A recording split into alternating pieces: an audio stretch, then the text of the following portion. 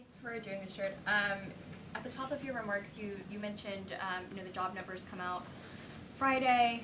You talked about some of the strikes. Boeing, more specifically, they're still on strike. How concerned are you with what's going on with Boeing? And is there an urgent need from your perspective that workers need to get back? And can you just elaborate a little bit more on maybe how some of the strike impact and even hurricanes could be reflected in the job numbers?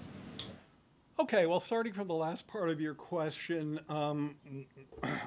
as I said, and as outside analysts have been writing this week, and you can find various articles to this effect, the expectation is that the payrolls, the report in payrolls, and the key number there is how much payrolls went up in a given month in October. We expect payrolls to be affected by the strikes.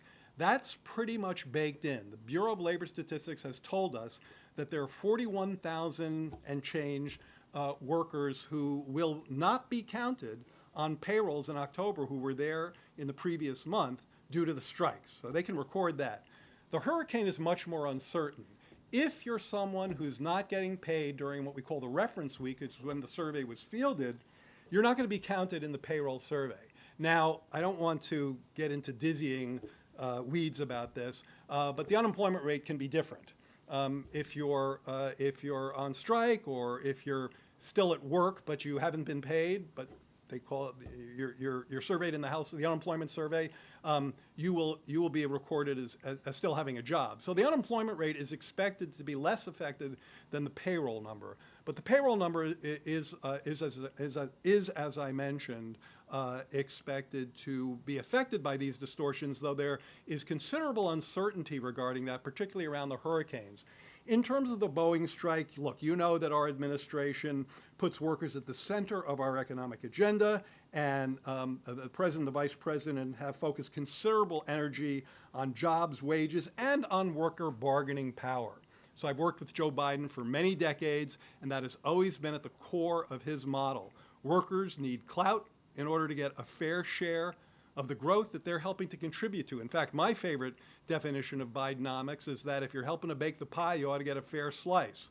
And one of the ways that happens is through bargaining clout, bargaining power, and that's why we've generally been so supportive of unions. Any specifics about a particular strike, it would be inappropriate for me to weigh in. Jared, you mentioned the recent wage growth, but as many Americans are going to be heading to the polls and voting based on what they've experienced and what they are feeling, when do you think people will feel wage growth and their wages starting to outpace inflation?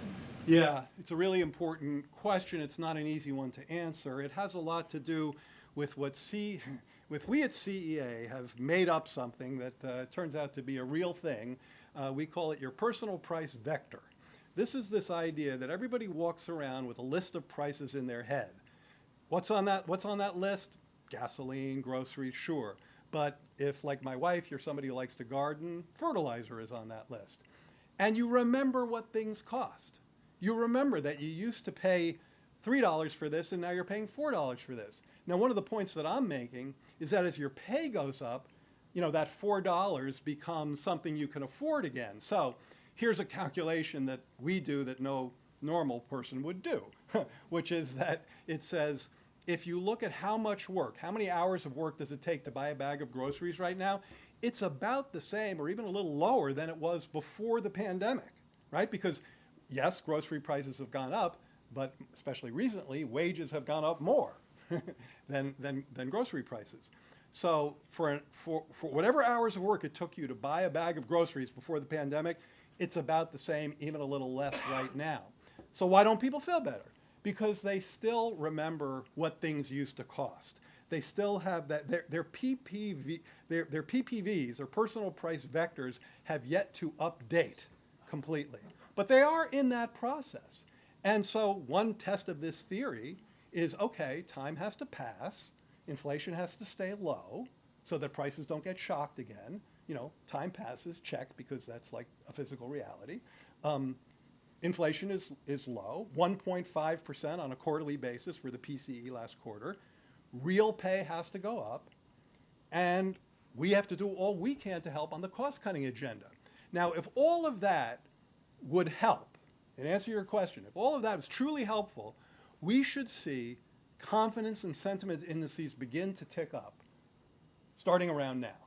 And that's exactly what we've seen. We're not back to pre-pandemic levels. Our work isn't done. But the trend is our friend. We're moving in the right direction, and we have a strong foundation to build upon and a strong policy agenda with which to build upon that foundation. Thank you. Thank you so much, Chair.